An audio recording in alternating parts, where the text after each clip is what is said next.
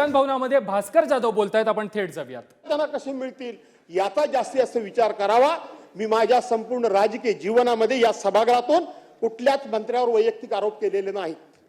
कुठल्याच मंत्र्यावर तू भ्रष्टाचारी आहेस, तू चोर आहेस, तू लुच्चा आहेस, तू लपंग आहेस अशा प्रकारचा शब्द केलेला नाही, कधीच नाही. म्हणजे असला तरी केलेला नाही.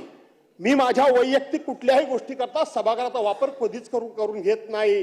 परंतु आता हे फार व्हायला लागलंय, डोक्यावरून पाणी जायला लागलंय, कुठेतरी वाईटपणा घेण्याची वेळ आता आलेली आहे. आणि म्हणून या कायद्याच्या निमित्तानं मी सांगतो की अजूनही महाराष्ट्र हा महाराष्ट्र राहिला पाहिजे. या महाराष्ट्राचा आदर्शाने अनुकरण देशातल्या इतर भागाने केला पाहिजे. अशा पद्धतीचे विचार या सभागृहाच्या माध्यमातून बाहेर जावेत.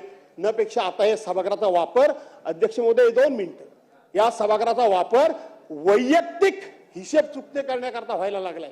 मी पहिल्यांदा बघतोय वैयक्तिक आपल्यासारखा माणूस अध्यक्ष म्हणून बसतो, एखादा सदस्य इथं येतो, कोणावर तरी आरोप करतो आणि आपण वरून आदेश देऊन टाकता. ह्याची SIT लावा, ह्याची चौकशी लावा. अरे हे मी बघितलंच नाही कधी, हे कधी बघितलंच नाही अध्यक्ष महोदय. आणि म्हणून अध्यक्ष महोदय बिलवर बोला. भास्कर जाधव कन्क्लूड करा. अध्यक्ष महोदय तुम्ही पण सिनियर आहात. बिलावर बोलत असताना अनेक विषय बोलले जातात. मी विधिमंडळाच्या कामकाजा संदर्भात बोललो. आज शेवटचा दिवस आहे. हो, गोड करावा जाधव साहेब, आज शेवटचा दिवस. गोड करावा. शेवटचा दिवस हा गोड करावा, दिन गोड करावा. काय करू कोणाच्या इथे बघून बोलत नाही. भास्कर जाधवजी हवंय कशाला अधिवेशन बसून मंत्री महोदय कृपा करून बसून नको बोला. बोलत नाहीये. भास्कर जाधवजी कन्क्लूड करा, चला प्लीज. झाला आता कन्क्लूड. बिलावर मला तुम्ही 34 खाली थांबवू शकत नाही. मी कुठे थांबतो? मी तुम्हाला रिक्वेस्ट करतो 34 खाली तेही थांबवता येणार नाही तुम्हाला.